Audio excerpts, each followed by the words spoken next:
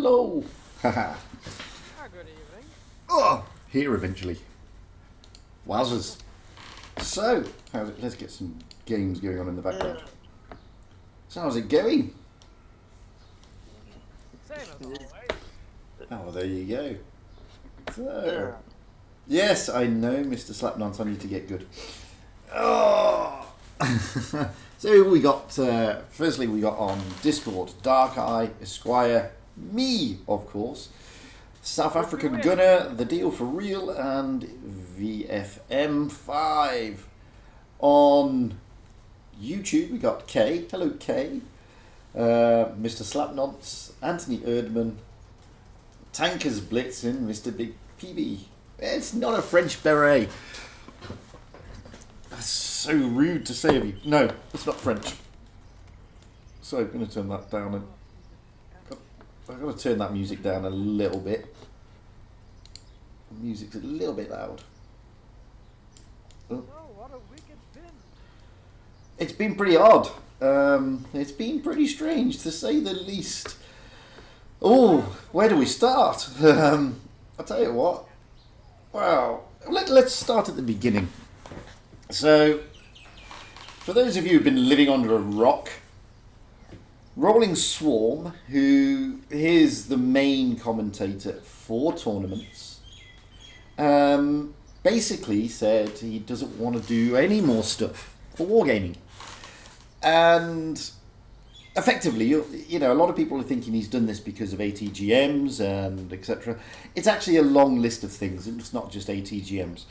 And, you know, Goes back all the way back to the M60. yeah, it goes back a long time. And it's not just it's not just ATGMs. So I just want to get that out there straight away. ATGMs were basically the straw that broke the camel's back. And what happened then was he just posted a note to his Discord saying what the situation was, which was pretty straightforward. You know, there was no drama, there was nothing. It was just a note saying, you know, these are the issues I've got, these are the things that I thought I could change, these are the things that didn't happen, so I'm basically not going to do anything for wargaming anymore. Simple. And no, and then basically, you know, it sort of degenerated from there. People decided to show their support for rolling. Never a bad thing, to be honest with you. Silent protests are never a bad thing. But it got a little bit out of hand. And it got a bit out of hand on Wargaming's Discord server. It's, you know, whichever way you look at it, it got out of hand. As simple as that. And, you know, a couple of things that happened there. One, it reflects badly on Rolling Swarm, and it shouldn't, because he didn't tell anybody to go and do this. Secondly, it reflects bad on the community, because it means that, well, hang on a moment, you know, you're saying that we should talk to you, and this is how you react when, you know, how can we possibly interact with you when you're acting like this? And it just got crazy. Simple. And then it just got even crazier, which we don't need to go into. I mean, this is a talk about the game. It's not a talk about spats between this person or that person. And let's be honest, a couple of points Rolling Swarm make are very, very good. And I don't want to deal with the ATGMs just yet. And I was having a discussion, well, you know, eventually, but I was talking to a couple of guys in the Wargaming Discord earlier. And one of the things that I was discussing with them was the situation regarding top tournaments. These are esports tournaments, by the way, when I talk about the top tournaments. Now, don't take this the wrong way, because I'm in this camp. 99% of the player base, in fairness, is probably never going to make it into a top esports tournament in Blitz. That's not belittling anybody. It's a fact, unfortunately. You know, to get to the Twister Cup, there's only a few teams that can get there, and the players who are in those teams are normally the same teams over and over again. However, top tournaments are all tier 10. That's it, tier 10. And one of the things Rolling points out is it's a little bit unfair because of tanks like the T22 and the Mark 6, which are premium tanks. Now, when it comes to esports is no different to any other sport, and you shouldn't have a competitive advantage in any way, shape or form. Now, not everybody can afford to get a T22. So one of the things I was So one of the things I was debating this morning was, is that fair? And it's not fair. And, you know, it was along the lines of the ATGMs. Well, the ATGMs are effectively, they're tech tree, so anybody can get hold of them to an extent. But, you know, trying to get hold of a T22 is pretty difficult. If the truth be known, it is pretty difficult. And yeah.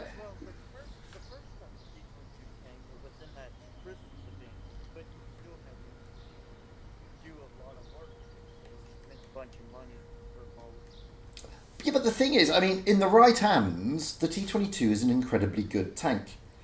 And we've got to separate the two player bases here. And I don't, you know, I'm not belittling anybody.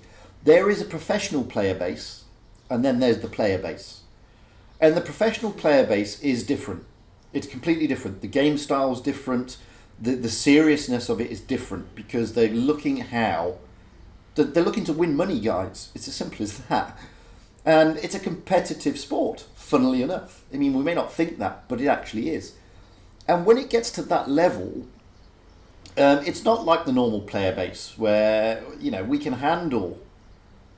hang on a minute. For some reason, Discord's vanished.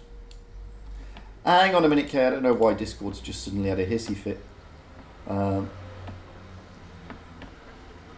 it's still working, apparently, Kay. Yeah. They're just not talking. Yeah. Rolling! Hello! There's two sides to that.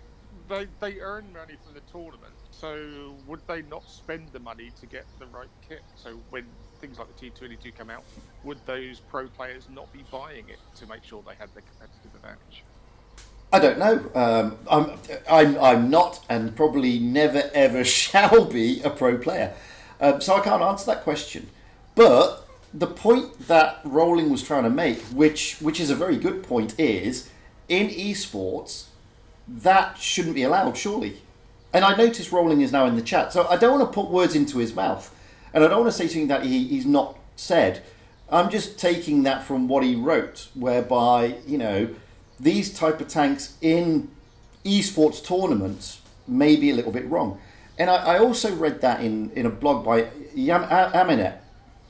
And this is the thing. And like I said, I was talking to a couple of the esports players on Wargaming's Discord earlier today, and a lot of them were saying the same thing. That you know, we've been asking for this. We've been asking for these type of premium tanks not to be allowed in the esports tournament. And I admit the conversation did start off with ATGMs, but it moved because obviously ATGMs are tech tree, so it's a bit different.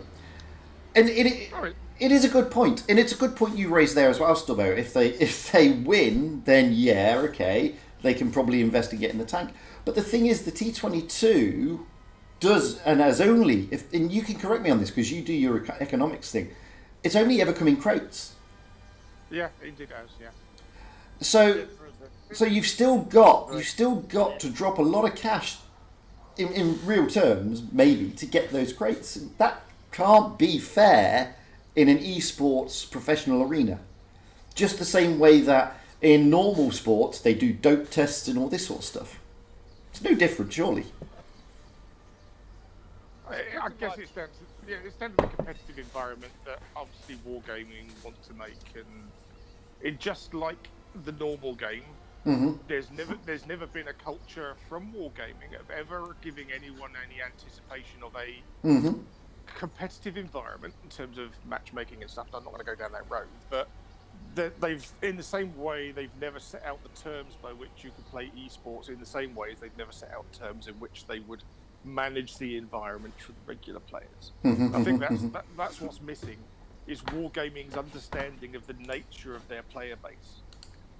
That is completely devoid, and that goes back to Rolling Swan's comments. There's no to and fro. There's no give and take in terms of feedback and assimilation of ideas and concepts into the game. Well, I think they understand it. They understand it perfectly, but they're looking at it from a business perspective. Oh yeah, of course they are. Yeah. Yeah, but this is what I'm saying. You've got to separate the two. Esports is not the general gist of the game. Let's be honest, and it's not. And you earn the money. Well, yeah. I mean, the money you earn from the game is for people buying things, and that fine, perfect. Esports is completely different. In esports is sponsorship and marketing and all that type of stuff. And the players at that level are not. It's like the other thing, and I know this sounds a bit wrong, because in real terms, all the esports top players have got their crew skills maxed out, etc., etc. But what if? That's what not if? true. There you go. This is exact. So again, that's another competitive disadvantage, because if an esports player is in an esports team and he hasn't got his maxed out skills, he's got a disadvantage, has he not? Yeah. To an extent.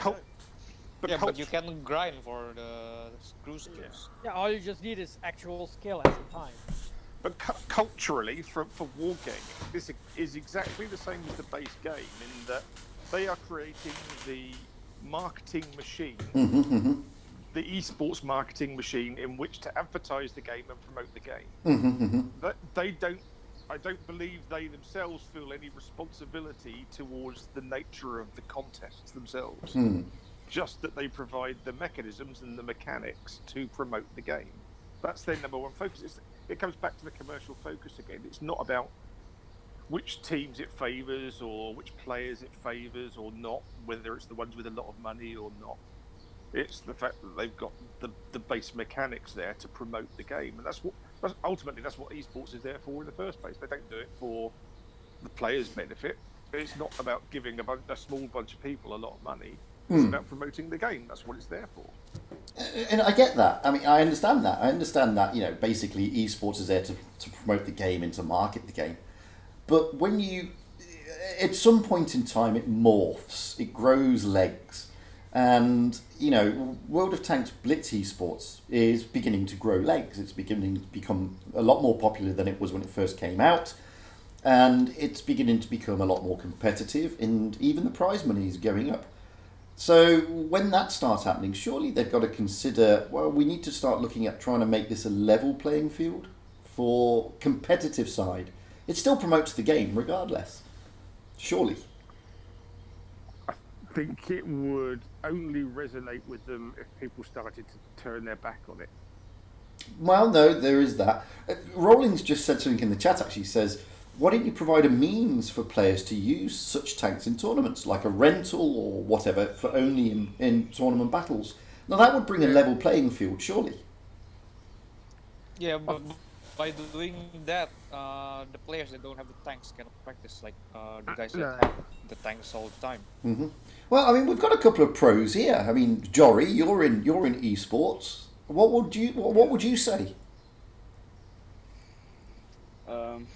Sorry to put you on the spot like that.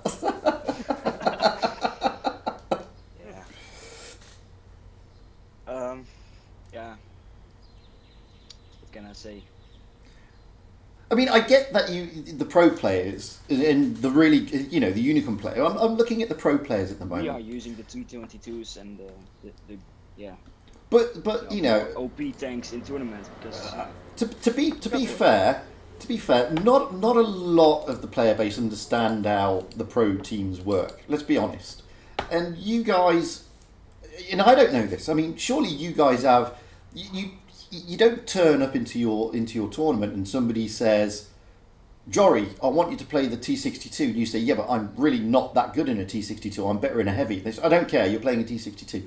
You play your preferred tanks and preferred roles, do you not? Yeah, of course. Yeah. Just like they do in normal tournaments. And, if you don't have a T22 in your garage and you're a medium player, then, you're not going to surely me giving you a T22 for a tournament serves you no benefit because you don't know how to play it. Yes. Realistically. That's exactly my point. That if you give a rental, I don't think you can do better as good as a job as the other guy that has the tank all the time. Yeah, because you're not experienced in it. Yes, exactly. Yeah. I mean, wouldn't the simple solution just to make it tech tree only? Well, yes, but then you tech- get people bitching about the fact that they can't use their money. Yeah, but I mean, they limit it to touch devices, right? So there's no PC players, so they Correct. set the rules for touch devices. So why wouldn't they just set the rules for tech tree tanks in tournaments? Because going back to what Stubbo said, the idea realistically is to promote the game as well. And if people see people playing well in a T22 or a Mark 6, then they want to buy that tank. So it's good marketing in that respect. But I don't necessarily disagree with you there. Just make it tech tree only. But then you've got Stubbo's argument kicking back in, and it's this blurry lines that are the problem. But what Rowling said, I don't have an issue with. I mean, I would say I wouldn't even rent it to them and say, guys, because look, when these tournaments happen, they should be able to say, look, like we do with the Twister, we're going to give you all fresh accounts, and they could just give them those accounts with all the crew skills and all the tier 10 tanks. Simple. What would be the harm in that? It's only for a tournament. You can't play it normally to get your win rate up. And they don't forget, they give you a special account when you go to Twister. I believe. Yeah, they do. So they could do that, really. Maybe. Well, yeah, like World of Tanks PC. Yeah. The thing is, I don't think the players would complain in the least if they said, well, okay, it's tech tree only, or it's, I mean, whatever the parameters were, as long as it was a level playing field for all the teams. I don't think anyone would care what the parameters were. Yes. Just Kareem, yes, you are allowed to speak if you jump in the chat, of course. Yeah, I'm already on it. Sorry. I That's just all right. wanted to say that a lot of people, including myself, bought the T22 for tournaments only because I don't really need an advantage in encounters. And I think that people would complain if you now remove it without having advertised beforehand that it wouldn't be usable. Like, you can't just remove the rights to play it in tournaments after you've sold it to people. Right. Okay. Yeah. But I do agree that putting tanks in crates is slightly unreasonable, so with the drop chances and how OP they are. Well, that's the thing. I mean, because that does prevent a lot of people from getting that tank. To be fair. I mean, I've heard of some horror stories where people have spent £500-600, euros, dollars, whatever it was, on trying to get these tanks. I mean, that's just the way it is. People spend a lot of money on trying to get a tank. And when it comes to the esports side, then that gives an advantage to people who've got money. And no, team, I am not saying it's pay to win. No, I'm talking esports, completely different scenario. Esports is pay to win. And it's about, I mean, it's about this competitive edge, which then brings us realistically to ATGMs. And look, I'll say it straight off the bat. I don't think they are, and I'm going to get shot for this, I don't think they're OP. And I'll get back to what OP means in a minute, but I don't think they're OP. But they are utterly not balanced. They are not balanced tanks. And they do not bring balance to the game. Now, I've shown the replay that's playing right now, I've shown this replay millions of times, realistically. And this is Fizzy11 getting his first 7k in a Sheridan. And the game itself is fantastic, and he plays the tank really well. And I don't have any issue with this tank. But it's the last part, when he's up against the E100, that shows the massive advantage this tank gets. Yeah. It's not OP, it just gains a huge advantage. Now the In my opinion, E100... that last part is OP. Yeah. That makes it OP. Yeah, well, I'll get back to that in a minute. Because that E100, don't get me wrong, guys, the E100 is meant to be a super heavy tank. You know, this is meant to be a massive heavy tank. And what Fizzy does at the end of this game, he gets the high ground, and all he does is drop missile on top of the E100. The E100 does not have a hope and hours chance. Not a hope and hours chance. He's only got one choice because of his speed. One choice, and that is to go under the bridge, and that's it. That's all he can do. Nothing else. And he's going to lose on points because it's a supremacy game. And this is the advantage these tanks get. Now, that's just that part. Then you've got a... Well, no, let's deal with that part first. That's what I think they're getting. They're getting they get a distinct advantage over the other tanks, which is not fair. Some people call them because they're the missiles, like World Tanks, Blitz, artillery. Juicy tender state rockets are not broken. It's all skill.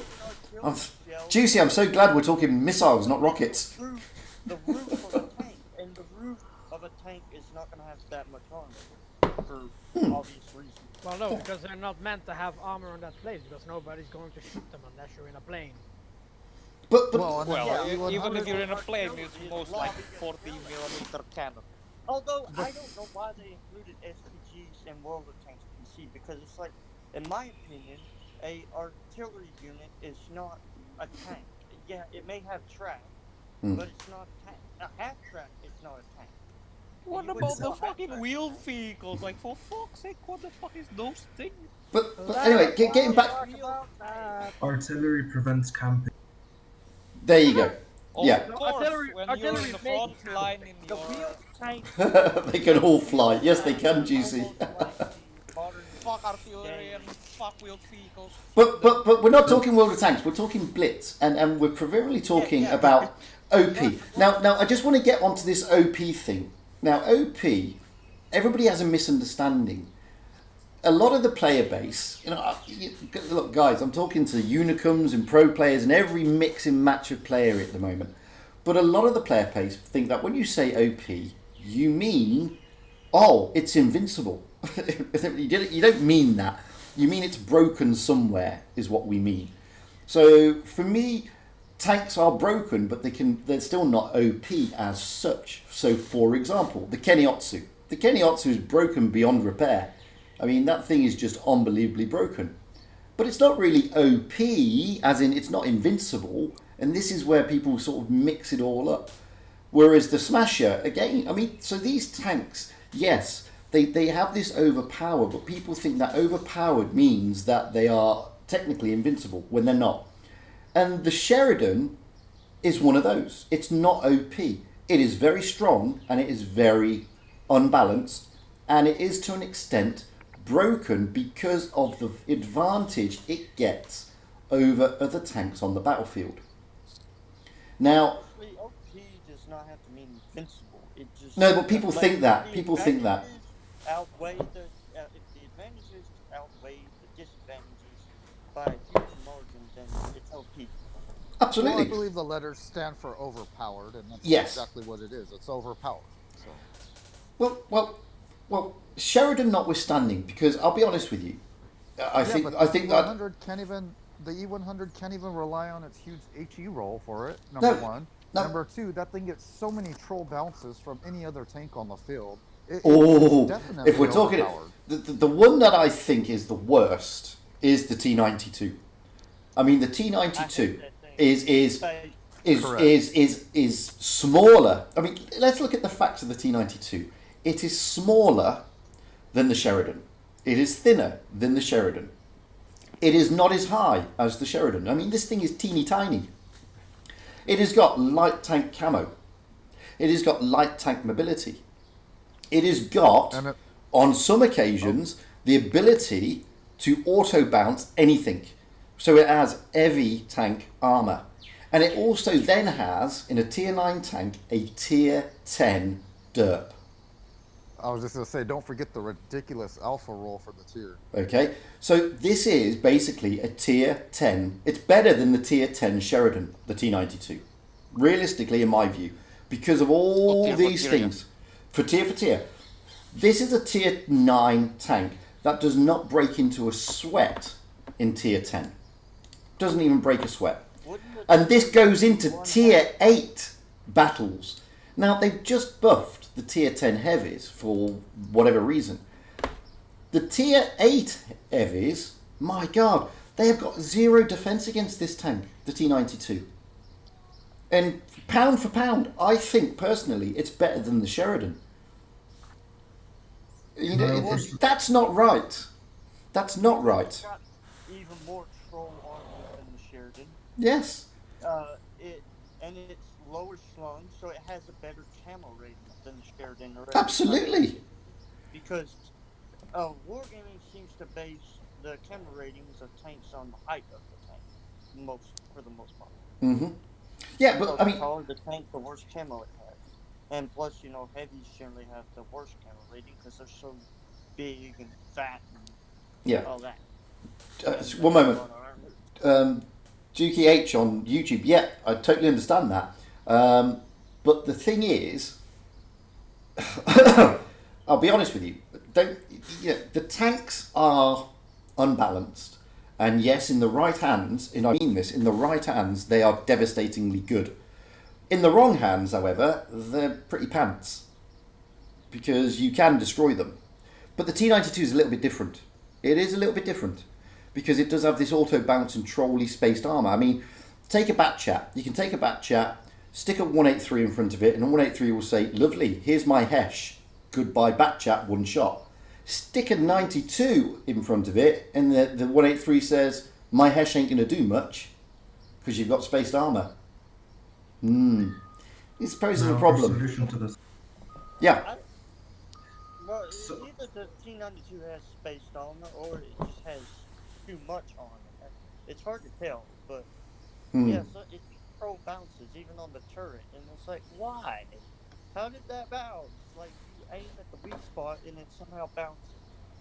Especially when you go look at the higher calibers, the 183mm. In theory, you're shooting a shell that is half the weight of the tank you're shooting at. Yeah. And then it bounces.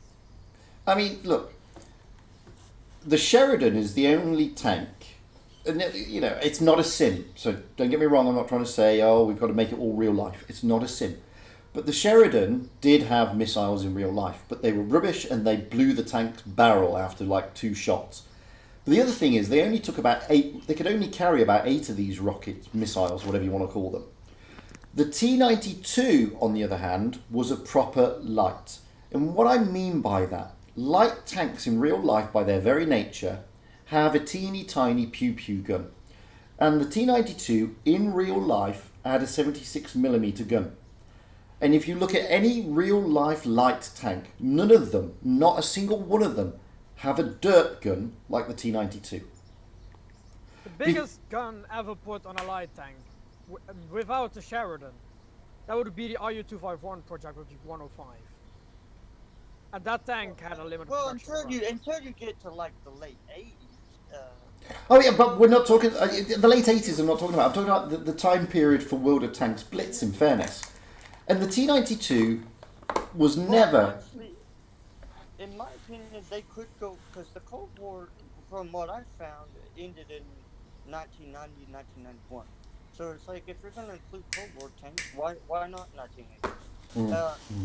Except the early versions of like the M1 Abrams or something that has composite armor and shoot bolt down, because we don't want that. But, yeah, okay, but look at it. Like tanks like the PFM5 that I've labeled myself after. It's got a rifle gun. It doesn't have composite armor. It doesn't even have ERA on it unless they just add that. But that's just an added package. It doesn't have composite armor. It's just made of an aluminum hull. So I mean, what's wrong with the PFM5? Yeah, but here's another question for you though, because here's another scenario for you then, and there's a lot of you on here. Every tank in Blitz realistically has a role. A TD has a role, a heavy tank has a role, a medium has a role, and the lights have a role. Take the T92 and the Sheridan out of the equation. Now you've just got things like the Batchat, the VK28, etc., the LTTB, blah, blah, blah. What is their role? Spotting and then scout. flanking To and then What and support. disrupting the enemies behind the line. Okay, now you stick in a tank that has a dirt gun and troll armor. What is its role? Because the T92 does not play the role of a light tank. When I No, am suddenly- playing those two tanks, same I tank suddenly usually just has play the the role. role of the medium of brawling, Uh-huh. even with heavies. I think most people would They claim pretty that much the do what they T92 want.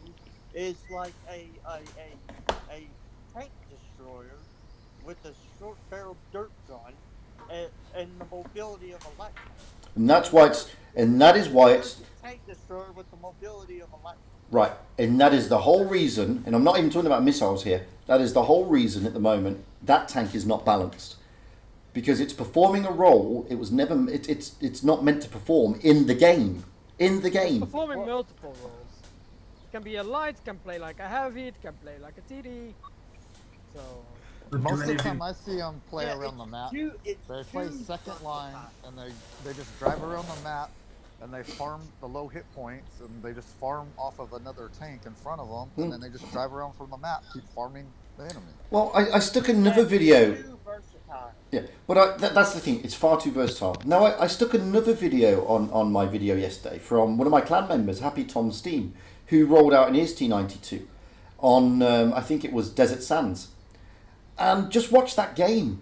Seriously, watch that game. Because he can sit behind cover and just smash things with impunity without once getting his paintwork scratched. And that was a tier 10 battle he was in. And this is where the balancing is not right. That should not happen. They first started this with the T49 ATM event. Mm-hmm. And apparently they thought players, wanted something different, instead of the typical, roles that you do with tanks, and it gets boring because you have the same guns and the same play style over and over and over. But this has backfired on them because you have a lot of people who play them a lot, but you also have a lot of people who complain and moan and all that because they don't like playing against them. Because it's hard. It really is. Well, that But you brings. guys have no solutions for this. Like, we're only complaining about it. And for example, Well, a really simple fix for the missiles is to just make it so that you can only fire them in sniper mode. And there you go. Now, Or you're using joystick to control the missiles. I well, think it should be a well, fair well, mechanic. Karim, that's a really good point, and two people have now raised that. Wid1 from my clan and Bolt Carrier, Legion, isn't he? Is it Bolt Carrier Legion or more? Yes, I he's can't remember. Legion. Legion, yeah, Legion. And that, I'll be honest with you, I'd never thought about that, and that sounds a really good solution. Why don't you just make the missiles in sniper mode?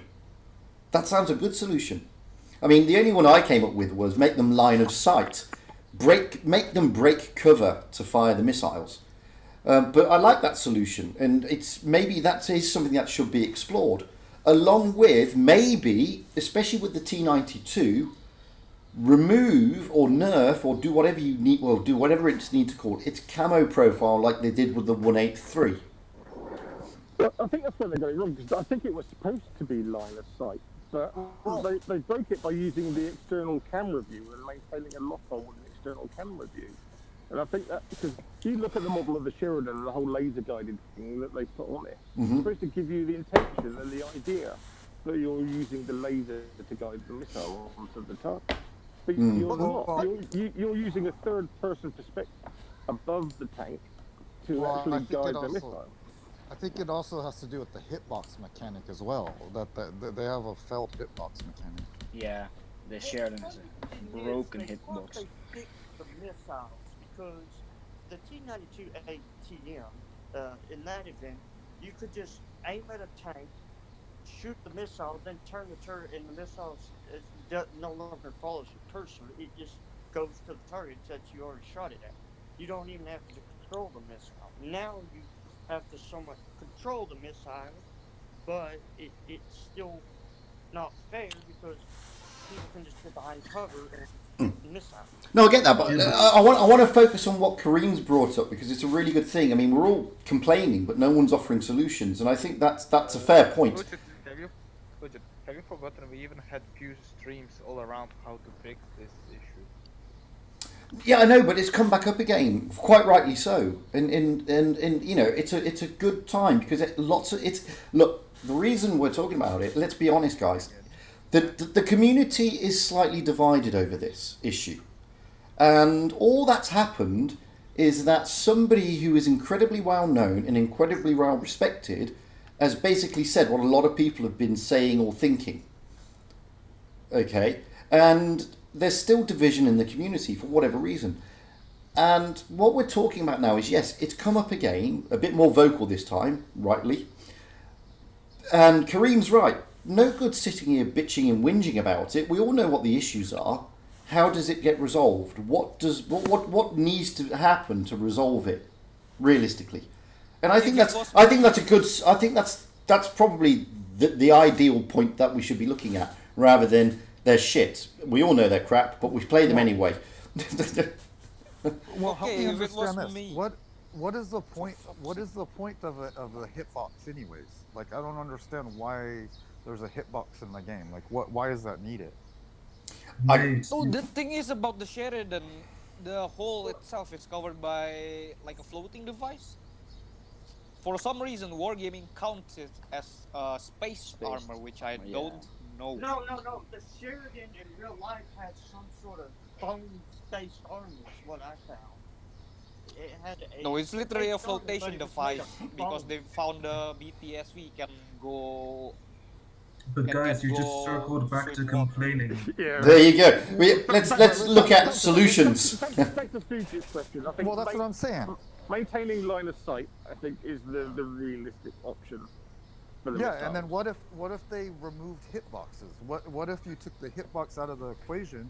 So then, like you said, you would physically have to aim at the tank and shoot the tank when you see it, not just because the box is there and you could auto aim it.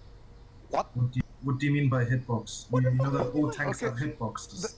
He might be talking about the mobile auto aim, but no, let the deal for real explain. You still have to have a bit of skill and aim.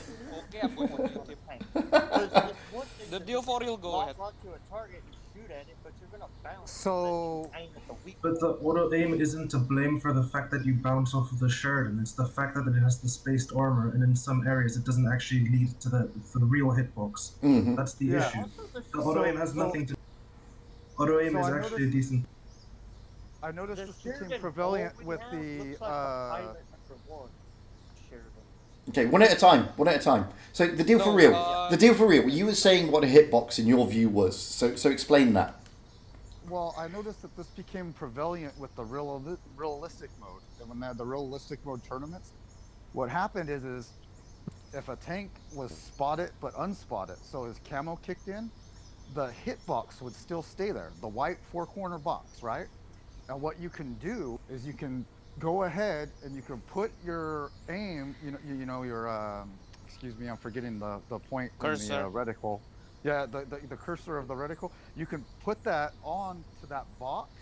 So say like the tank was behind a mountain even, but that box would be exposed. You can put your cursor on there, and then you could use the ABC commands and hit the attack command, and then it would tell you the player and the tank it was. So you could tell whether that was like a IS-4 or whether that was like FV-183 or what type of tank it was hiding back there without it even being exposed, number one. But what it is so the ATGMs, they use that same hitbox. That's how they can stand behind cover, like behind a hill, and just shoot the missile, and then put the cursor onto the box, and the missile smacks it. Well, the thing of it is if you remove those boxes, and you have to make it to where you have to physically light up the tank as red or whatever, or physically see the tank, then the ATGMs wouldn't be an issue because you would be aiming the missile, not just relying on the auto aim for the hitbox. That's a fair point, but as for the realistic mode thing, that's a realistic mode issue, not a Sheridan related issue. Yeah. No, but it's the same box. It's the same. It's the auto aim, not a every hitbox. A hitbox meant every tank has that box. Every tank has Yeah, that they box. could have turned. They But- could have turned. They could have somehow found a way, I guess, to turn the auto aim box off in realistic mode. Because I mean, they did everything else. They got rid of the hit skins and everything. I mean, I'll be honest with you. I don't know all the parameters of the game to be able to argue why the box is there or not. But I'm assuming that there's probably something technical reason why it's there. But the point in question here is, okay, I understand your point there, and it's a good point, well made. But the fact of the matter is, if you, for example, made it line of sight, and then you basically removed, let's say, changed its camo profile to that of like what they did with the 183 Death Star, and then you re-looked at its armor profile with the spaced armor, then surely almost the problem will never go away, because people will still say missiles are missiles and the tanks are the tanks, but it will reduce the impact, will it not? And I mean, I know I keep saying line of sight. I don't mean line of sight. I mean what you're saying, the sniper mode, or whatever it is. If they did it where you could only shoot in sniper mode, then you'd probably have to pull out in sniper mode if you zoom into sniper mode to shoot your missile. Yeah, then you get people shooting behind covers. Then all you can see is the giant rock or whatever you're seeing. So you'd have to pull out in order to be able to see anything, and then you shoot, and then you have to sit there while you die. You cannot move. It also makes it harder to shoot around targets if instead of a line of sight, it's just sniper mode, because you have to lead your shots, right? And if vehicles are moving. Yes, exactly. In the next update, they're nerfing the velocity and penetration on the APCR rounds on the T9. Although some people were like, the T92 or that gun should not have rounds anyway, because they didn't even real. No, in real life they didn't. But it's a game, and you know the idea. And this is the other thing that you have to remember. The idea behind wargaming is to make money, not to please us. Funnily enough, I know that sounds a really weird concept, but they're not here to make us happy per se. They're here to keep us in the game and to earn revenue. And you know, so they're going to give these tanks things like that. Now, one of the problems that we do have, they've nerfed them once, and admittedly, the Sheridan isn't what it used to be, but it's still, in the right hands, dominating, and it's still a real beast. The next nerf, great, they're gonna lower the velocity and they're gonna lower the penetration. You've still got a tank, and I'm talking specifically about the T92 here, that is knocking out almost 600 damage per shot. That's a lot of alpha for a light. I think it's like 16 seconds reload, so yeah. Now, everybody say, oh, but the DPM, and I saw a video recently, but everybody's moaning, but the DPM is really low.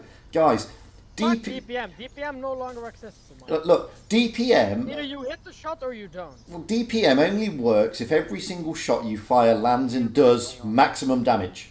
Maximum damage. You've got to land every single shot and hit your top end alpha for the DPM to work. And it's, you know, in the game like this, it's just not possible. Realistically.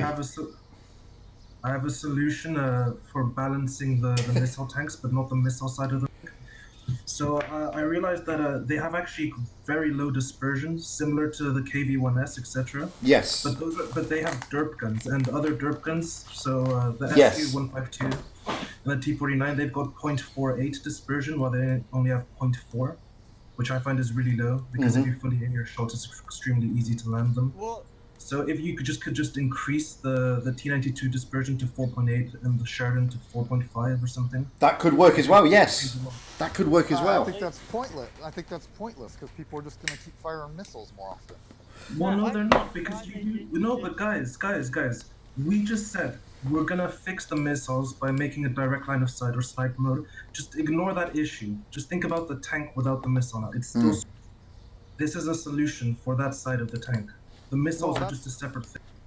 No, That's why I always said, in my opinion, to make it balanced, all you would simply have to do is nerf the armor and nerf the alpha.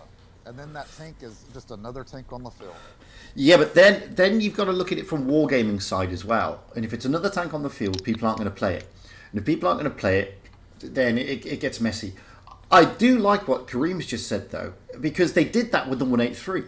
And the 183, seriously, if you've had a game where your dispersion is totally against you and you're firing Hesh, which is expensive, you stop firing Hesh. Believe me.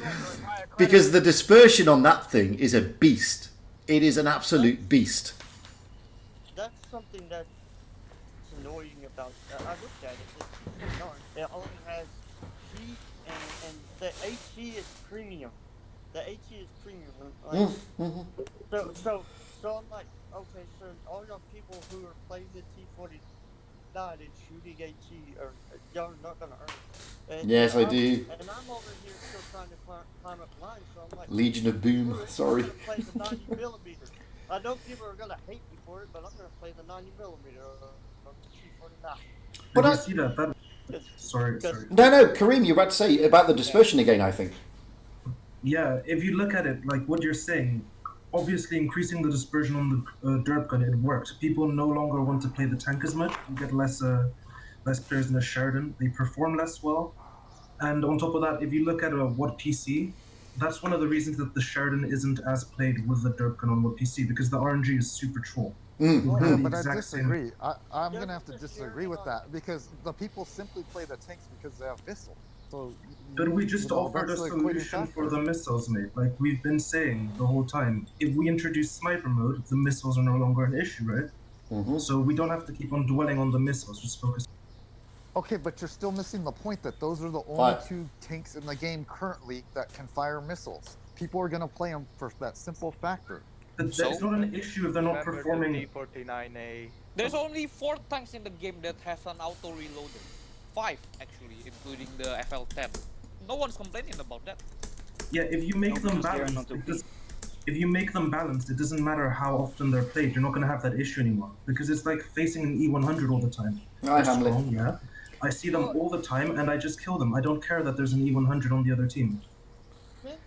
Since the tanks that first come out, there have been people who are like, remove the ATGMs, and I think what PC has it that way. They don't have ATGMs, they regular dirt guns. They made them conventional like the T49 version. So they were planning of adding the ATGMs.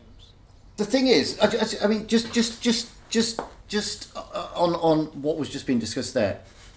These tanks are played a lot. There's no getting behind that. I mean, the T92 was played over 4 million times in the last 90 or 60 days or whatever it was. And the Sheridan was played just about 2.5 million times. A damn sight more than any other tank in the game. I don't agree that they're playing them for the missiles. Not just for the missiles. They're playing them because everybody knows they're technically broken and you've got an edge on the battlefield. That's why they're being played. Now, if you remove that edge...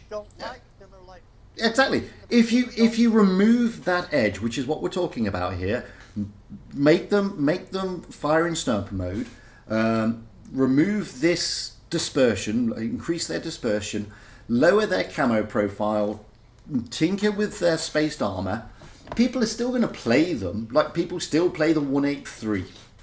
People are still going to fire the missiles like they still fire the Hesh on the 183. It just won't be the nasty, totally gain a massive advantage tanks that they currently are. That's the point. And that's what we're trying to sort of pull together here. And I get where Juicy Tender's coming from, saying, well, wargaming is never going to do anything. Yes and no. I say yes and no. If everybody just goes out and says, get rid of the tanks, then they're not going to do anything. Why would they? 7 million people played them. Oh, sorry. They were played 7 million times over the last 90 days. So people aren't going to. But if realistic suggestions, and I know I'm venturing into something that technically is never going to happen, but instead of petitions saying remove the tanks, maybe if something more constructive was brought forward, like increase the dispersion, change this, change that, then maybe, just maybe, and I know it's a lot of maybes, maybe they just might listen. Who knows? Yeah, because since they put the tanks in the game, they don't want to remove them, which kind of is a fault of theirs, to be honest, because I feel like they should have done more research on the tanks and played with them more themselves before putting them in the game. And all I gotta say is after the heavy buff, the first 10,000 plus game I saw was with the 183. So. I mean, and this is the thing, and I know, I mean, because if you read again what Rowling said, Rowling did go out and he said, he tried to convince them to do this and do that. And I don't know what he tried to convince them to do. But, so I know he's tried to do that as a CC, which is part of his frustration. But one of the things I've been seeing is that all the polls I've seen, realistically, are saying remove the tank or not remove the tank. And Wargaming, look, face facts, guys, they're never going to remove the tank. Not when they're played so often. But even an average player can, go on the forums or send a ticket to Wargaming support and say, well, you should do this with this tank or something. Like I told them, because I know some people are like, the Crusader is a good tier 5 light tank. Because it has high penetration. Hey, Souls RNG. And it has good DPM on paper, but that DPM doesn't mean anything if you're dead because it's slow. It's the slowest. It's slower than even the medium tanks at that tier, and it's not got a lot of hit points, and it's got no armor, so it dies really quickly, and your DPM is useless if you're dead. So that harping on its DPM is stupid because, in my opinion, the Crusader is not very good, and I wanted them to replace it with the Centaur. Yeah, one moment. One moment. Let me interrupt you there. One moment. Let me just interrupt you there. One moment. Let me just. Yeah, Juicy. I totally agree. I totally agree. In fairness, and I know it's like a massive ask, and I totally get where you're coming from. If they don't listen to the CCs, they would never listen to normal players. I get that, but if enough people come with something realistic petition-wise, maybe, I don't know, is the honest answer.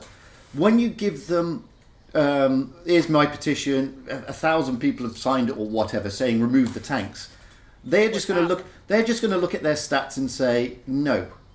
At peace, hello, how you do? They're just going to turn around and say, no, because our stats say people really like the tanks. Simple, because they're playing them a lot. Maybe we just need to change the approach.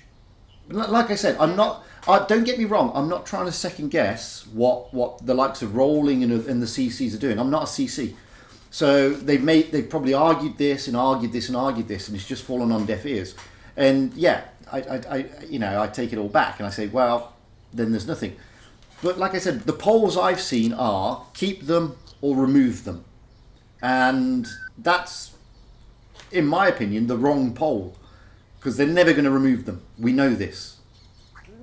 No, they sunk time and money into creating the tanks and putting them in the game. Correct. So they're not going to just remove them. But if they look at the stats and the tanks are overperforming to a major degree, then yeah, they'll nerf them.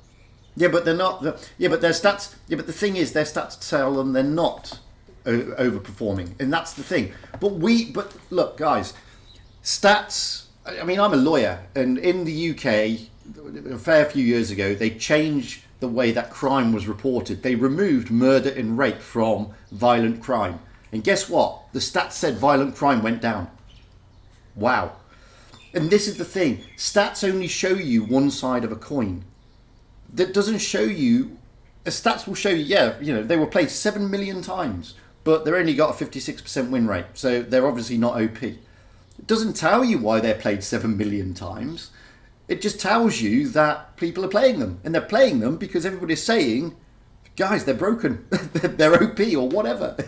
That's the reality. And yeah, I'm sure you have even some of the people who hate the tanks are like, well, if you can't beat them, join them. There is a lot to that. That's what I did. There's a lot to that. Guys, I just want to, because he hasn't spoken for a long time, and he's opinionated at the best of times. So, Stubbo, what do you think? But to be honest, we've got the power High in our tankers, own Blitz. hands. We've got the power in our own hands. Mm-hmm. If the esports community would like those tanks taken out of the game, just agree as a team of teams not to play them. If we're not advertising them for wargaming, perhaps they listen because they won't sell them. Wargaming and listening to the player base is one thing you don't hear. They never do that. No, Take there's the time with Quickie Baby. Take a look back at the time with Sir Fosh. They don't listen. It's not the strongest point. Trust me, they don't. But we They haven't. won't. But the point is, they're not going to do it for us. If we want Correct. change in esports, we've got to do it ourselves. That's the bottom line. But the attitude in Blitz has to change because we've been quite spoiled as a community.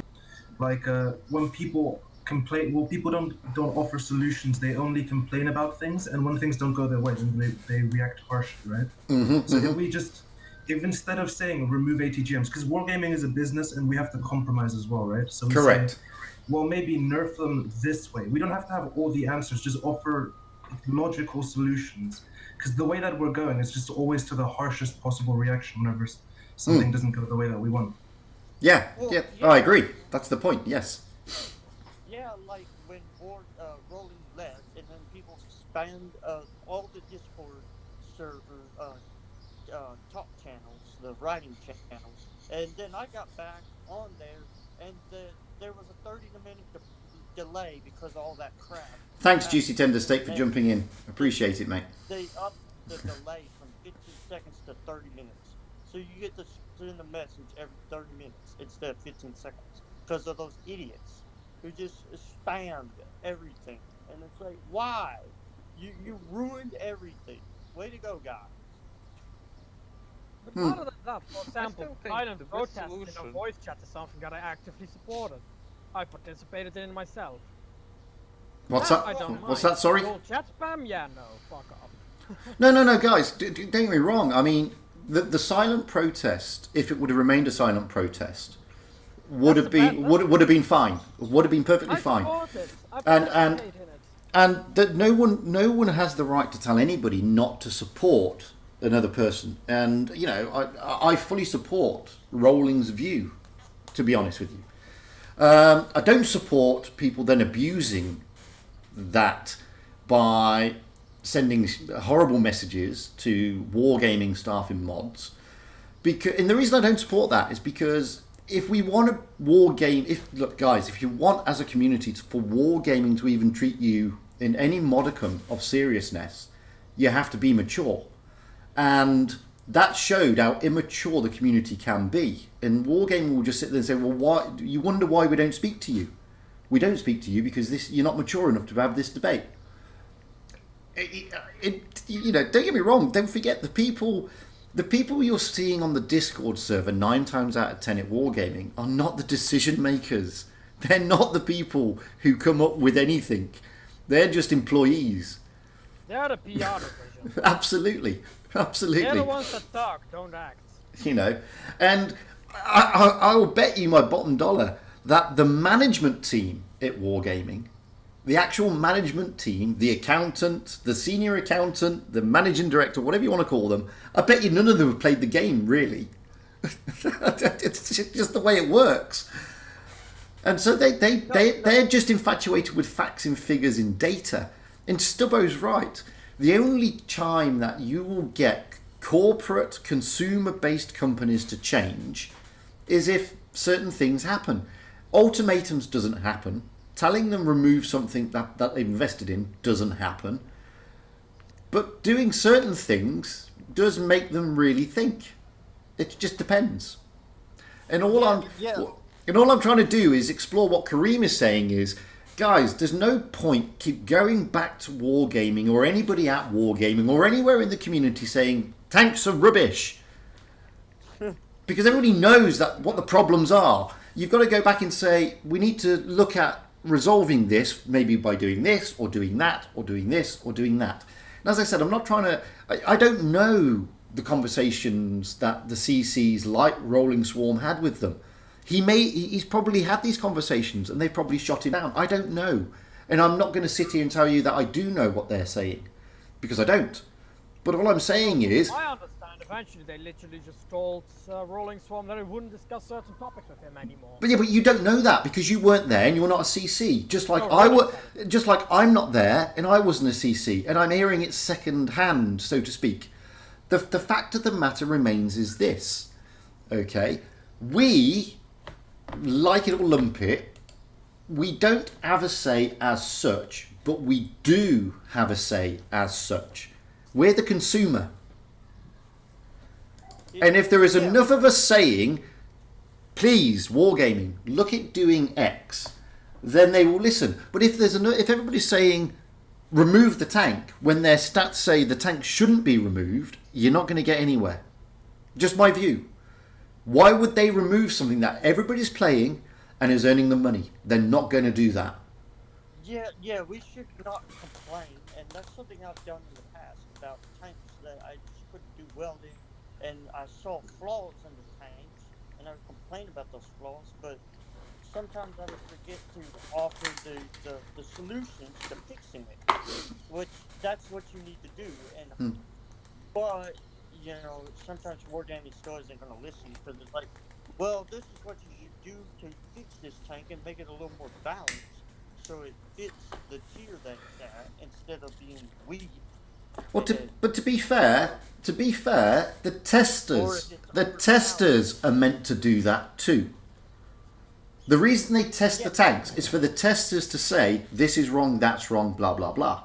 So... Yeah, but the tester group is so small that they might say all that stuff, and then when they release the tank to the public, to the main group of players, and then those players play it, then you get other flaws, you know, or abilities that are... Yeah, just jump in again there, because Treadhead Pete on YouTube says, we need a solution that makes Wargaming money. No, that is correct. You need to find a solution where they don't lose money. Unfortunately, they don't lose players and they don't lose revenue. And that is really difficult to do. It's not easy. Can I just say that I might not be 100% correct on this, but I remember that at the time of ratings, a lot of people were complaining about the matchmaking already. Like they wanted skill-based matchmaking, etc. And they got it. Wargaming did listen, yeah. So if you call for something and you do it responsibly, you will get it. You just can't keep on following the same approach. Well, ratings was supposed to be like skill-based matchmaking, but what people wanted it was skill-based matchmaking in random battles, which would mean that the matchmaker would have to look at your statistics. And not just so that's not going to be random battles. Yeah, but again, you've got to look at it from Wargaming's. But you've got to look at it from Wargaming's perspective. Why would they give you something in random battles? Because look, guys, the player base is diverse. We've got professional players who play professionally. Okay, we've got a hardcore fan base who play the game seriously. You've got fair weather players who drop in and out and just enjoy playing the game every now and then, who don't really care about their win rate or anything. You know, they sit, or you've got the SEAL clubbers. You've got so many different things. You can't you can't turn around and say, we want skill-based matchmaking full stop, because that alienates a lot of people.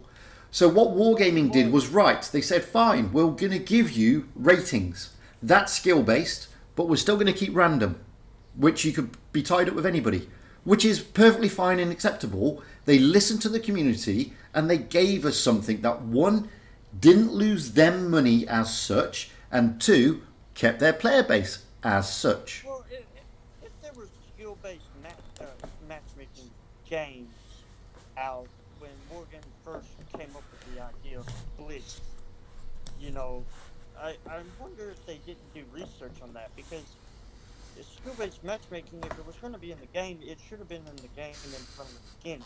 instead of No, random battle. but what Kareem's saying is right though. We asked for skill-based matchmaking. They gave us ratings, which is skill-based matchmaking. They did that. And what he's saying is completely correct. If you approach these things in a normal manner, you know, and don't give them such a harsh ultimatum, then maybe they will listen. Like I said though, I don't know how this has been put forward by the CCs. All I can go on is the polls I have seen. And seriously, most of the polls I've seen are remove them, keep them. And they're not going to remove them. Well, yeah, ratings were supposed to be skill-based matchmaking, but as you said in a video months ago or whenever, that not enough players have embraced. That is true. That is true. Which is why they asked the YouTubers to go out there and play ratings battles to get the more people. They introduced the IS6 Fearless, which basically is 10 months of gameplay if you just get into the Diamond League. But I don't disagree with their methodology there. I bemoan ratings because not many people play it. And because not many people play it, the matchmaker struggles. If more people played it, the matchmaker would be skill-based. Trust me, it really would. It would be a lot better. And I agree with Wargaming's methodology, which is, guys, you're the YouTubers, promote this. Because the community wants better ratings, and we want people to play ratings. Back when I still had my true Regal account, I was playing on it. Why can't you? Can I just say why you didn't get a skill-based matchmaking from the start? The reason that we have ratings the way it is now, and many people complaining about it, is because if you introduce skill-based matchmaking based on stats, you'd have 60 percenters against 60 percenters, 50 against 50, absolutely. So on and so on. And then everyone would end up at 50%, where you'd get noobs. Wait. People below 40% would see their win rate increase, and people above would see their win rate decrease. And then you'd get the exact same matchmaking that we have in Encounter, so that wouldn't work. Rating is good, it reflects current skill level, which is important. And you also have guys like, I don't know, me, I have like 55 overall win rate, but I have like 70 in the last 30 days. So how would they do that? Yeah, exactly. I am in Diamond, and I have 54% win rate, although I'm a Unicum. I wouldn't want skill-based matchmaking to take into consideration only your win rate. In fact, win rate is low on the priority, in my opinion. But how would you do that then? And I know some people have told me, well, if you take into account hit ratio, because, and this is where I hit an epiphany, because it's like hit ratio, even a 30% can have a pretty good hit ratio, like at least 70%. However, if there was a statistic of penetration ratio, how many shots you penetrate, because you could see after battle, you know, how many shots you fired and how many penetrated and how many didn't. You know, there should be an overall statistic for that if you're going to do skill-based matchmaking and compare that with your average damage. Yeah, but then I go to... No, but the only metric that works would be average damage per tier. So, damage per tier, I mean. So, I play tier 10 and I do 5,000 damage. That means it's 500 damage per tier, but otherwise it wouldn't work. Yeah, but I don't think... Average damage per tier also, you have to not only hit a target, you have to penetrate it. Otherwise, yeah, but then I go to tier 1 and I take an autoloader like the T7 Carriage where I have 47 average shots a game and I penetrate everything. And all of a sudden I'm playing against pros. Well, yeah. Even though I at first hated Fugit'S, do you want replays? Yes, please, I'm running out. That's the problem. Well, I sent you one through Discord. Yes, and I've got that. It's coming up soon. How can we send the replays? Through Discord. Yeah, through Discord is easy. Okay, thanks guys. Ratings, don't forget, whilst we say it's skill-based, it's skill-based based on your rating. Doesn't take into account your win rate. Doesn't take into account how many battles. No, well, hang on before you all jump in. Ratings is based on your rating. And the reason it is screwed up at the moment is because not enough people play it. Now, in an ideal world, if lots of people played it, diamond players would only meet diamond players. Gold would only meet gold, and etc., etc. If you look at every single ratings battle before you go in, at the very top of the screen, it tells you the ratings points of the teams overall. And that's what the matchmaker does. Each player, because not enough players are playing it. That is the issue. And that is why they're asking everybody to roll out, the YouTubers to roll out and try and get people interested in it. And I get that, and I think that's a great idea. And if they can get more people playing it, believe me, I think ratings would really work. And I think it would be much better than random mode. Much better. I would still like to change the amount of points you get for IS6 Fearless. Yeah, random. 10 points for. Why? Have you got an IS? Have you got an IS6? Nah. Have you got an IS6? If so, you don't need the Fearless, mate. It's the same thing. Yeah. If they wanted to give the pro players a tank to brag about, it should not be an IS6 copy with a handle and mag. It should be a tank that they haven't even added to the game. And then that would be elitism.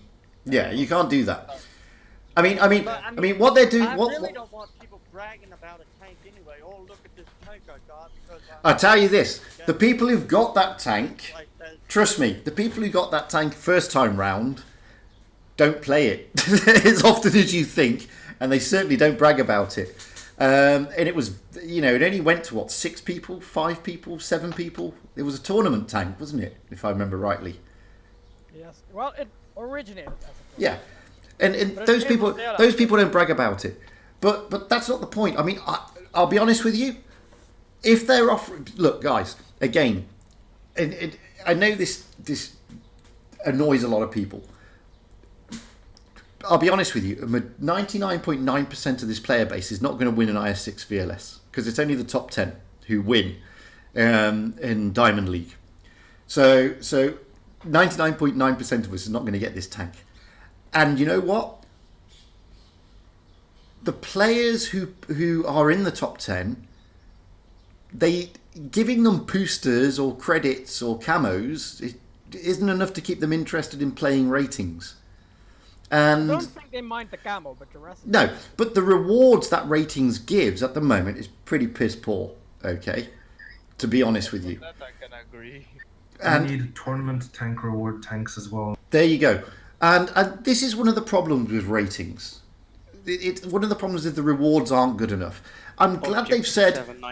I'm glad they've said, look, we're prepared to give a free tank. I mean, it's nice. It's not a great tank. It's an IS6 with a different skin, but it's nice that they've said we're going to give something. They need to re-look at the rewards in ratings. Okay, simple fact of life. They really do. If they want more people to play it and they want to attract more of the top players, which they do, then the rewards have to change. But again, Wargaming are not hearing this from the community at large because people are just saying ratings is shit. I don't like it, and I'm not playing it. I'm not playing ratings. I'm just whatever. Well, I'll be honest, because in my experience, man, there is a lot of gold noob spam in the rating system is the problem. Oh, absolutely. So, I mean, absolutely. You can't stop it. So I somewhat disagree with you saying that it's going to balance itself out if more people play it, because you're never going to stop the gold noobs going in there and just playing in their brand new shiny tier 8 with 200 battles. You know, it's not going to happen. I mean, no, but you won't come in. But the problem, the thing with ratings is, when I say it balances out, it'll be balanced out on skill. Seriously, it really will. But there's not enough players at the moment, and if just for your own sanity, sometimes look at if you look at the top, the Diamond League now, and it's the same players who were there last season and the season before and the season before and the season before. I play against the same players like 1 out of every 2 battles in Diamond League. I have all of them on my friends list. Exactly. Exactly. Hello to each other before the battle starts and say good luck. Exactly. And you know, if you had more people playing ratings, it would be like that all the time, and then people would then bemoan that. Okay, this is not strictly about ratings. It was either Deal for Real or Matthew on one of the last streams, not the one yesterday, but the last stream you had before that. After you quit the stream, we were still talking, and I think one of them said that instead of flooding tier 8 with premiums, they should go down in tiers and put more premiums at, like, say, tier 5 or something. Yeah, that was That's your American friend. No, but There's a reason they do it at tier 8. But there's a reason they do it at tier 8. And the reason they do it at tier 8 is because they want you to progress to the upper tiers quicker. And tier 8 is the mid tier between 5 and 10. Simple. That's the reason they do it at tier 8. And yet again, that's the problem with rating. But no, what do premium tanks have to do with the rating? Exactly. Because people get them and then they jump in ratings battles. But no, you guys, you're not looking at it properly, right? Because rating battles is skill based. It works on rating. If you're facing noobs in their tier 8 tanks in rating battles, that's your fault. You're just not good enough. I mean, I expect all. You shouldn't be having that issue if you play ratings. If you play ratings at a decent. It's my fault that they're in the same match as me. I play tier 9 in ratings just to clap all these tier 8 premiums. Yeah, I do the same. See, you have to look at it again. I mean, wargaming at one stage, Stubby, you should, guys, some of you guys should remember this. They ratings for one season was just tier 10. That was it. Oh yes. And so many people complained. It was tier 8 ones as well. God. Yeah. But so many people complained. But what Kareem, when it was tier 10 only. I personally liked it. But what Kareem is saying is, in my view, again I could get bashed for this, is 100% correct. If you want a skill-based matchmaker, and you want to get to that Diamond League, based on your skill, then you should be playing tier 10 in ratings. And I don't know, maybe they need to tinker with the ratings in that respect. Give less points for those in tier 7, tier 8, tier 9, and give more points if you go tier 10. And that way... I think you need to give more points if you're bottom tier. Yeah, like... But then you promote all the... Sorry. Like, last few days... Or experience. Yeah, well, they do it now, but, I mean, if you're in a tier 9 in a, like... Hang on, Ruby. Wait, Banana Joe, what were you saying? Then Ruby jump in. So, Banana Joe, quickly. For last couple of days, I've been playing ratings to get to Diamond League because of the Civ 4 man. I want that IS6 because, okay, I still didn't get it from Crates. But still, it's a far good system. Like, even though as I climbed up, I got fairly even more skilled players. It works. Just people play it. Okay. I get that. So, Ruby, what were you saying? Yeah, well... Oh, nah, it's not important. No, say it! Don't just say it's not important. Well, when I play tier 9 and I have a team with absolute shitheads in like 5 tier 10s and there are only 2 tier 9s, and I do most damage of all and I still lose points, yeah. I try my best. And that's what's been happening to me. What's been happening to me is, you know, and you'll see this on some of the ratings streams. You're doing top damage. You're doing everything you need to do. Okay, you're losing points. You're not losing many points. You know, you're losing 7, 6, blah blah blah.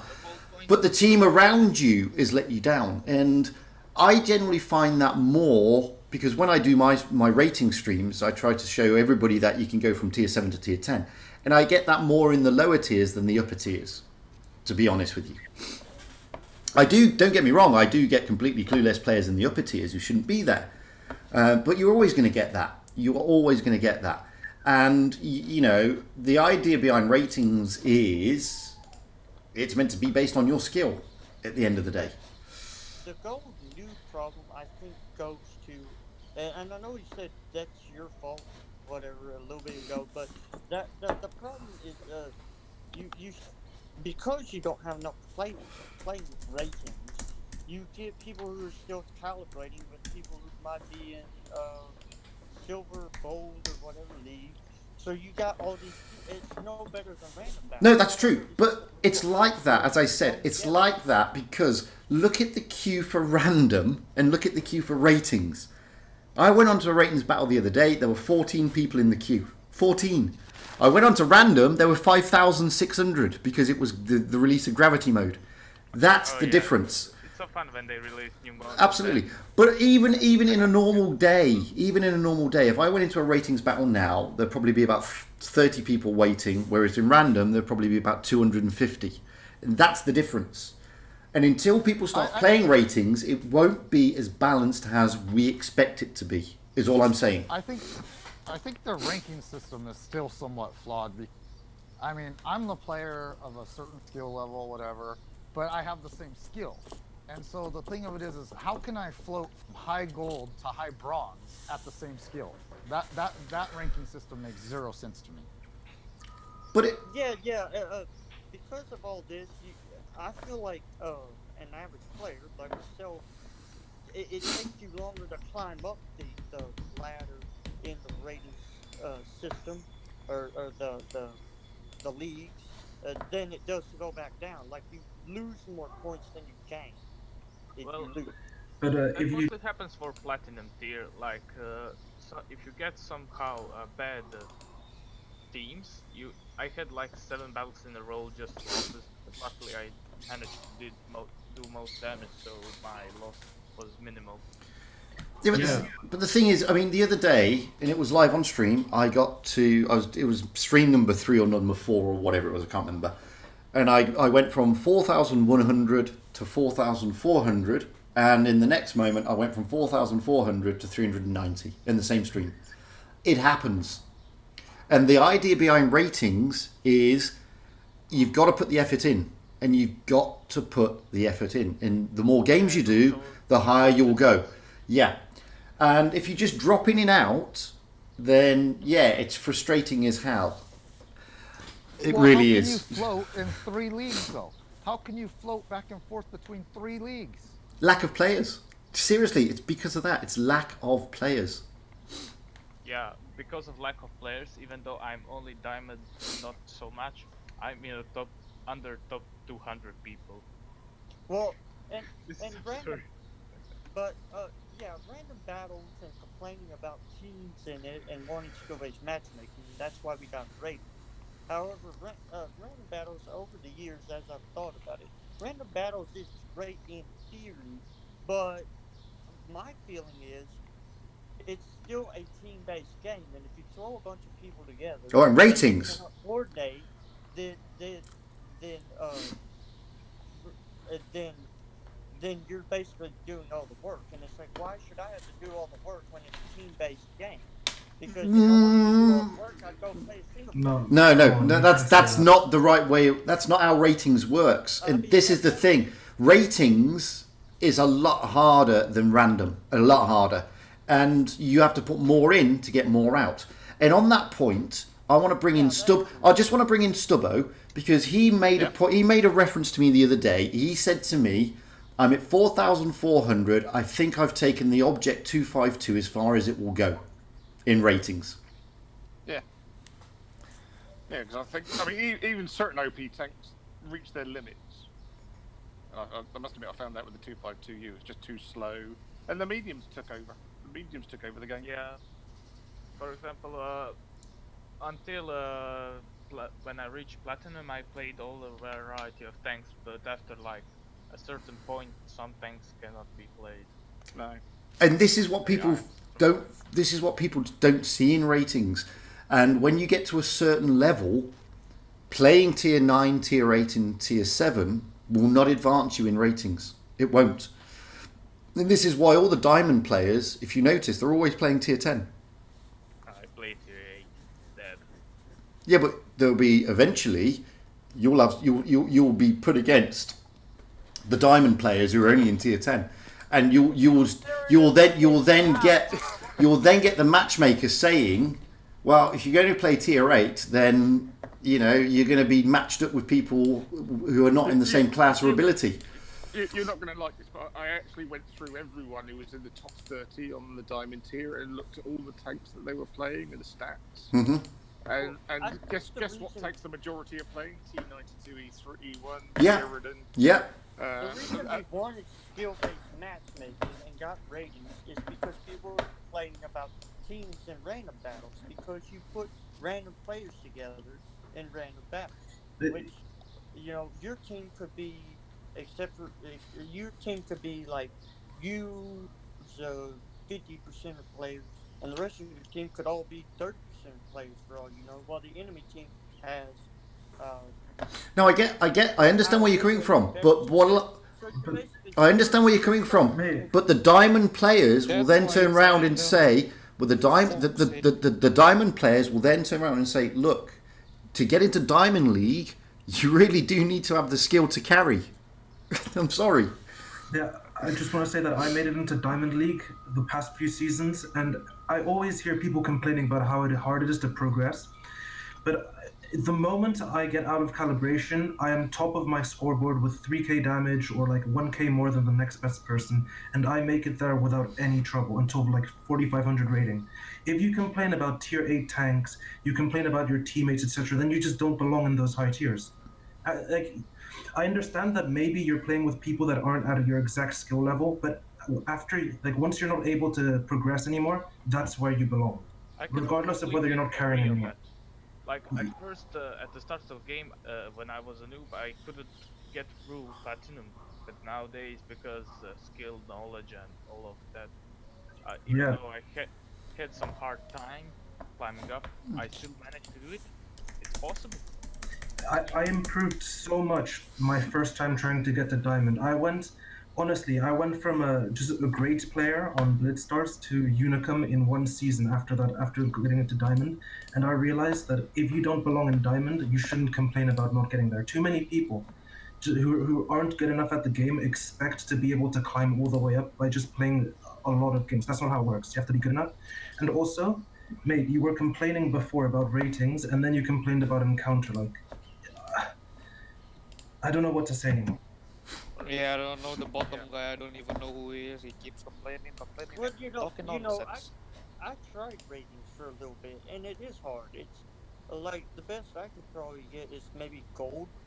I think, and ratings is not meant to be easy though. Maybe low platinum, but listen, or diamond or how does it go? Is it platinum? It's bronze, silver, gold, platinum, diamond, and ratings. And this is the spiel that we as the YouTubers got when we decided to enter this competition from Wargaming. Ratings is a lot harder than encounter, and it's meant to be because it is skill based. And calibration is a pain in the arse, don't get me wrong, because you can I mean, I've seen diamond players calibrating it close to silver this season, but they're not there now. And you know, in fact, Kareem, one of our friends, the mighty noob, was one of the top players in Diamond last season, and I think he calibrated it like 3,400 or something this season. He's in my clan, and he bitched so much about it. Honestly, he wouldn't stop. Yeah. I want to address the bottom guy. Man, listen. If for the players in gold, you are in gold because no matter how many games you play, you will not get past it. For the players in platinum, there are players in gold who don't carry. However, by playing enough games and having decent contributions, eventually you make it up to platinum. And the players in diamonds are the ones who carry all the way up to like 4,500 rating, at which point you actually need a team.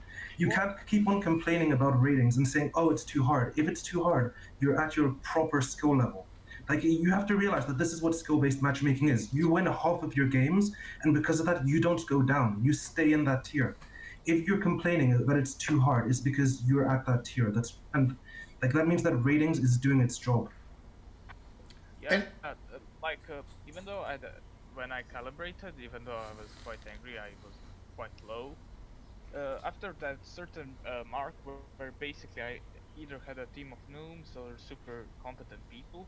After that, just skill play and hope you do a right move in that certain battle, and slowly, in about 400 battles I made it first time in Diamond. I mean, don't get me wrong, I moan about a lot of things in ratings, but I know deep down that it's the reason why it's the way it is because not enough people are playing it. And Kareem is completely correct. Unfortunately, sometimes we think our skill level is higher than it really is. And skill-based matchmaker and ratings is unfortunately a harsh truth. And it tells us really what our skill level is. And we don't like it. This is a simple fact. People don't like it. And they don't like thinking, well, I'm better than gold, or I'm better than silver, or I'm better than platinum. I should be in Diamond League. And unfortunately, we're not there yet. And that's just a harsh reality of the situation. And until we think, well, you know, like not Banana Joe, he sat there and thought, well, I need to get better because I want to be in Diamond. And he's got better, and now he's in Diamond. You know, are you in Diamond now, or are you still in Platinum? And that's the thing behind ratings. And the thing behind it is to get you to improve your game, to get you up there. And a lot of the player base don't get that, and then they bemoan it. But we wanted skill-based, and Kareem is right. It is skill-based. I think in racing, you need to have skill, but you might as well pick and choose your tanks, because you don't want to play a really crappy tank in racing. Absolutely. Absolutely. You don't want to play like 46. Absolutely. And you will find that they will play, that the players will play their favourite tanks and the tanks they're comfortable in and good at. And they will know, trust me, you know, everybody will tell you, and I love the U100, and everybody says to you, oh, if you play the U100 in ratings, they're just going to spam heat at you or APCR. Of course they are. Of course. And that's part of the game. And you know, if knowing how to play the tank and to defeat the APCR or the heat or the Pramo is part and parcel of skill-based matchmaking, I'm afraid. Yeah, when to use certain shells. Yeah. Well, back when I used to complain, and I don't know if this is before we had ratings or whatever, but I knew they were to give new players bots to play against. And I was like, well, why don't you just introduce a bot mode for the people who are whinging and complaining about teammates? They can just go kill some bots and be happy. But they did that. But I mean, I don't think I think the only thing that's broken. It's all bots. I'll be honest with you. The only thing broken in ratings. I mean, no. If you want to look at rating, let Leap speak. He's only just joined. if you're discussing about the rating shit, and you're saying that in randoms there are only bots. That's not fucking true. And randoms are most of the time better players, because better players know fucking ratings is broken as fuck, because noobs like every fucking guy, like I know fucking know, but they want to have that IS6 that's useless. It's a fucking tier 8 useless fucking tank. It's the same as that same IS6. It's a shit tank, literally. But the thing, as I said, I mean, the thing I think is broken the most in ratings is the fact that not many people are playing it. If more played it, it would settle out and it would be more balanced. Personally, that's just me saying that. But we'll never know until it's fully embraced, and it's not fully embraced at the moment. So you're getting a matchmaker that is going to struggle, guys. It's simple. Also, sadly, that is a fact. I don't play ratings anymore myself because it just felt no better than random battles. You still have random players who and you will, because the MM struggles. Simple. They should like get like an how can I say it? That you need an amount of win rate and just the amount of stats that you're able to play ratings. No, but that defeats the point of ratings, because in ratings, 40%ers will be able to play against 40%ers. Like, if you limit it to a certain win rate, then you're kind of cutting the fun for other people who would be playing their same. No, I think he's saying to be able to have access to the ratings matches. Yeah. No, but no. There's a bronze league for a reason. Yeah. And there's silver league for a reason. That's why those when you say retarded players, they need to be put on their correct league. Yeah, Matthew is arguing my point, and I'd just like to say also that the fix to ratings is in the calibration, not in the leagues, right? What we should have is that players in calibration face other players in calibration, and that way, people in gold don't have noobs, people in platinum don't have noobs in the game, and everyone's happy. But for that, we need more players, and that means better rewards and less people complaining about ratings for no reason, like the guy on the bottom. Quick question, what is the last time they introduced a new tank as an events tank? Last fancy tank is... Ask Stubbo, he knows these things. The Defender Mark 1. The Defender Mark 1. A new tank introduced by an event. Defender Mark 1, wasn't it? No, the 112 Glacier, I think. That was a long time. Right, I just got news. The SU-130 PM will be introduced through an event. Oh, there you go then. The reward. Nice. So for once, we'll actually get a new tank that isn't viable. So you're gonna have to make a deal with the devil to get it. Yeah. Probably. So. Where did you read that? Blitz post just posted that. Alright. So we've covered a lot. We've covered ratings. We covered ATGMs. We covered rolling. We covered everything. One thing before we all go. Can we talk about the 6.10 preview? I don't know anything about it, but I was going to talk about Battle Pass. Battle Pass. Well, I mean, there is a little bit of a 6.10 preview besides the heavy boss. There are a few adjustments, like bad chat buff in reload. Which one of the two, the AP or the normal one? I think the tier 10. No, the tier 9 is getting buffed. Yeah, the tier 9's getting buffed, not the tier 10. The tier 10 is fine. Excelsior, I agree with Meaty. The Excelsior apparently is getting an armor buff, but it's hard to tell where it is because it looks like it's very minor. You can't tell. And it's also getting a penetration buff and a little bit of HP. So maybe the Excelsior will be worth playing. I'll see after the updates on this. Wow. But that's a tier 5 though, so some people wouldn't be interested in it. They're more worried about like tier 8 to 10. Well, the thing is, I don't know. I know a bit of the buff, but I don't know much because I haven't seen everything yet.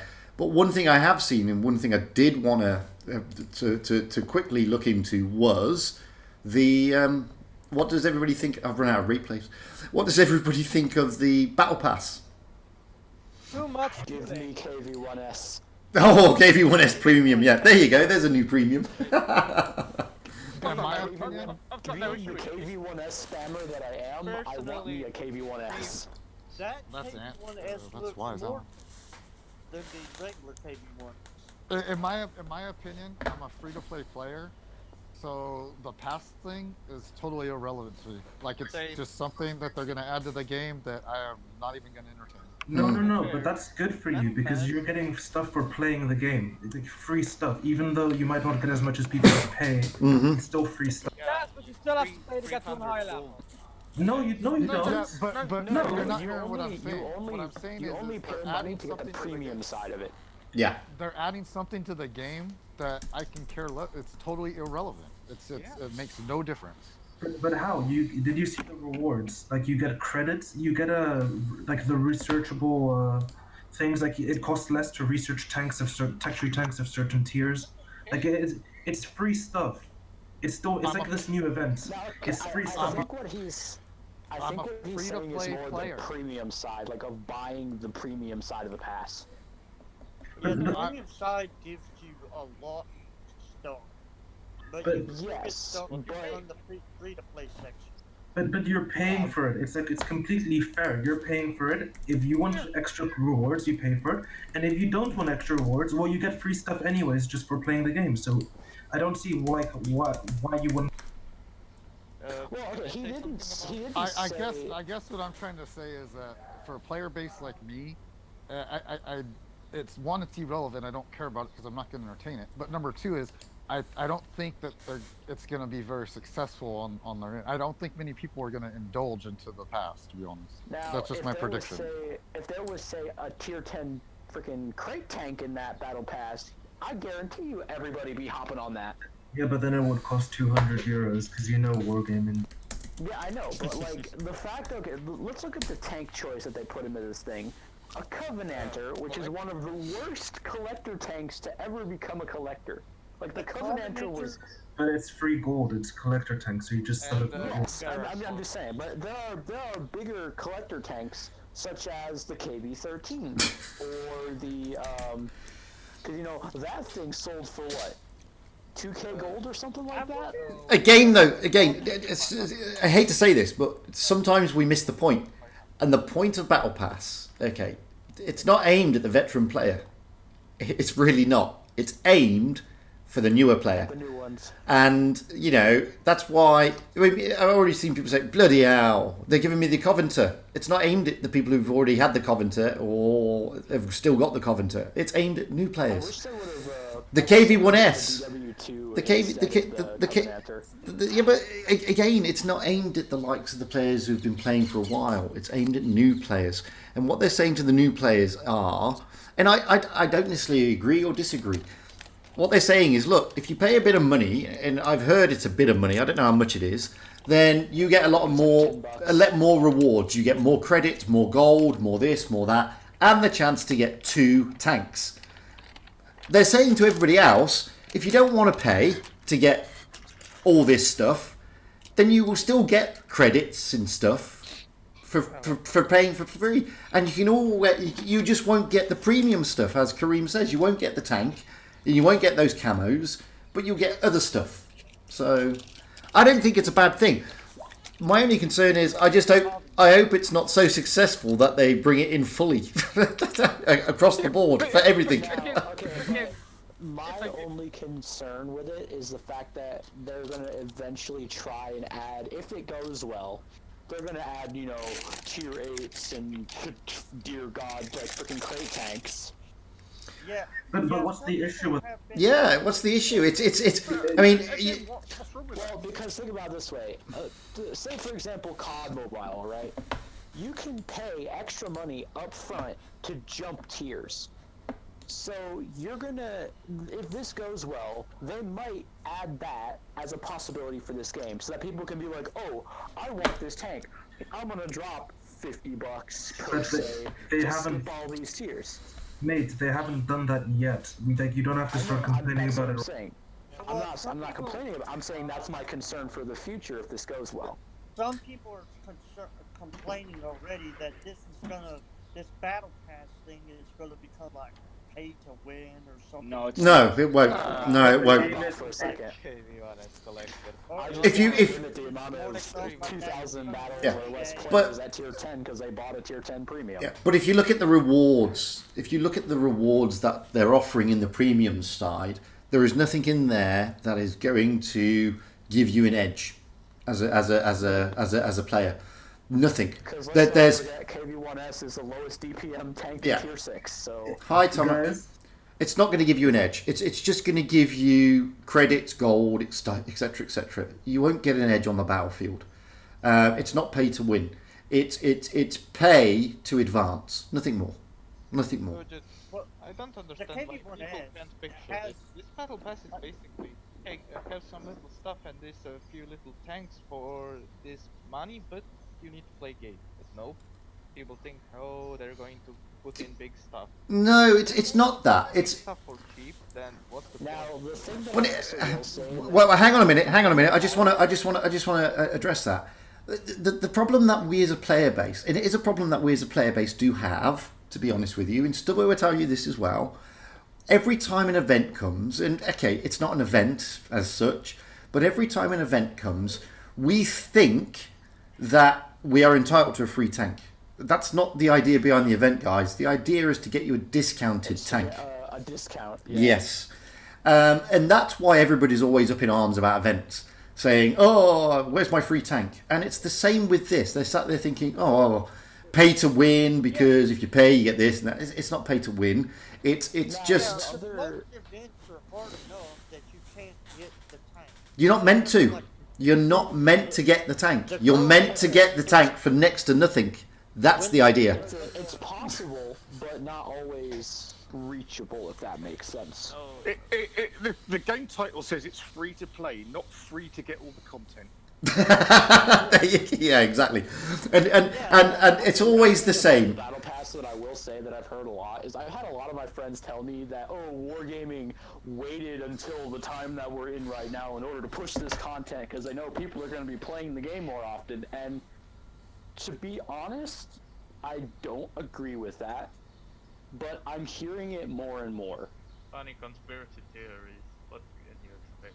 Like, I mean, like, okay, I'm not saying that there isn't something to Every that. company is doing I this. do Absolutely. feel like the Battle Pass was rushed a little bit. Like, looking at the content that's in it, it does feel like it's rushed a little bit. I mean, Can just I hit on one thing? Can I Yeah, hit on sure. one thing that they're doing right real quick though? Because I think we're forgetting, you know, we're always so quick to point out the negatives. Yeah. But I They think gave that 14 days of free premium. Exactly, yeah. I think that the GUP tanks that they're coming out with are on the right track. I'm a fan of them. So. Well, I just want to show you one thing.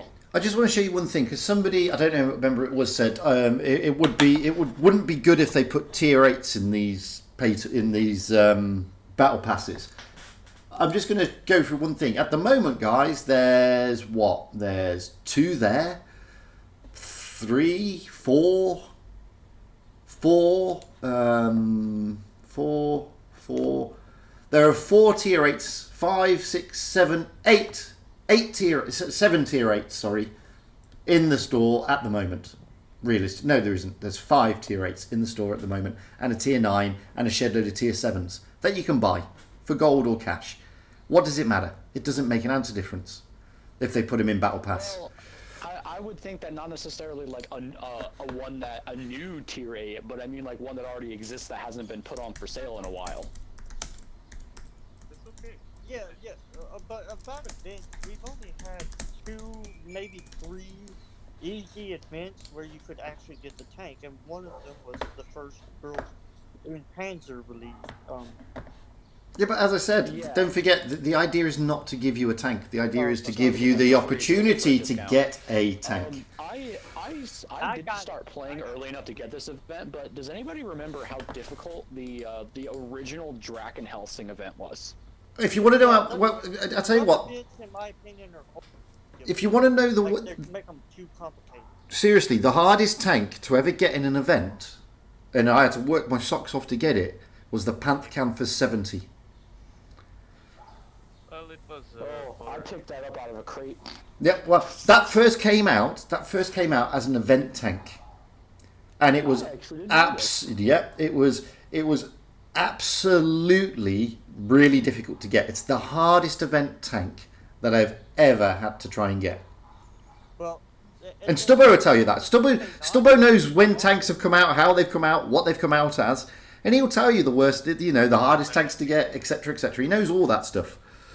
I can say you're pretty good on your predicaments, especially for predictions. Well, the PK90 was also pretty hard to get. I mean, I didn't believe it would be Projector 46 sold for 10,000, but then you said it. Oh no, he knows when things are going to probably come around again. Yeah, Wargaming have a very fixed model for their pricing. Yeah. Anyway, I think we've probably covered all the top topics there, which was good. I did have a question about ratings because I know I missed the bit, but okay. I've been wanting to get into ratings for a while, but I don't have tier 10. Does it matter? No. Cool.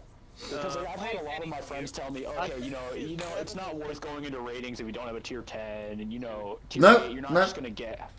No, you can do ratings without having a tier 10. For example, I did ratings in the Diamond League with tier 8. You can do it with any tier. Currently, people are spamming the rocket tank. You can go in them. Yeah. If you want. But anyway, you don't have to worry about the rocket tanks. I'm gonna have to start wrapping this up because Stubbo and Matthew and me are in a tournament soon. I'm not playing. I'm just watching. I'm just streaming them. Well, don't forget Wit. And Wid, yeah. And Wid, but Wid's not in the chat. Splitter. What kind of tournament is it from NNN? It's 3v3. No, it's 3v3 from Blitz community. Yeah. You know what, Fugit? I'll just send my idea of American tier Probably at least tier 9 and tier 10 light tanks. Sure, by all means. In Discord. I'll try to send Sure. you via Sure. direct message. Yeah, no problem. I appreciate that. Anyway, I'm going to wrap it up because Leap, you've got a tournament later, and so's Jory's still. Oh, Jory's still here. You've got tournaments later, haven't you? Both of you. Yeah. Yeah. So I'm going to wrap it up because I've got people who've got tournaments. Jory and Leap are in the ticketed tournament later, which will Aminet, I believe, is streaming. Is anybody else streaming it? I don't know. Yeah. Aminet and Ninja. Aminet and Ninja. So there are 2 streams tonight for the ticketed tournament. I'm about to do a stream in about an hour or so, which is going to be a 3v3 tournament, which is going to be interesting. So I'm going to wrap it up now, let these guys get ready and sorting it all out. All those people on YouTube, thank you for jumping in. All those on Discord, putting your views forward, because that was really good. And all of you in Discord, thanks for jumping in as well. Really appreciate it, guys. We're not going to set the world straight, but at least we can debate it without doing silly things. Yeah. We should make that a banner. We're not going to change the world, but we're just not going to argue about it like idiots. Yeah. Power to the people. Absolutely. And with that, thank you guys. Just never let Panthers play after this chat. Anyway, thank you guys for jumping in. I really appreciate all the time that you've given up to jump on board. So I'll talk to you all again soon. If I ever met him in real life, I'm going to shove a baguette up his house. All right. And on that, I'm ending the stream now. Thank you guys.